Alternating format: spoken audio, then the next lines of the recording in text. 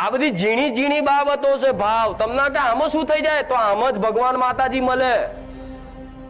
ભગવાને મનુષ્યને આલી, સમજ આલી, બુદ્ધિ આલી, શક્તિ આલી, અનાજ આલ્યું, તાકાત આલી, બળ આલ્યું, બધું આલ્યું. શું કામ? કે આવા દરેક જીવનું રક્ષણ કરે મનુષ્ય. પણ આજ રક્ષણ તો એક બાજુ, આજ મનુષ્ય ભક્ષણ કરવા માંડ્યો છે. માંસ મટન ખાવાનું, જીવો હોય એની પર અત્યાચાર કરવાનું. જો એ જાનવરોની દયા શું ભગવાનને નહીં આવતી હોય? ભગવાનને દયા આવતી હોય, પણ ભગવાન ઉપર છે.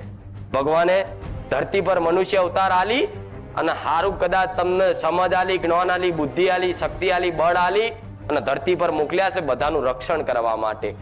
અને આજ એ જ રક્ષણ કરવા વાળા ભક્ષણ કરવા લાગે તો દેવી શક્તિ એ ભક્ષણ કરવા વાળાનો સર્વનાશ કરે કે નહીં?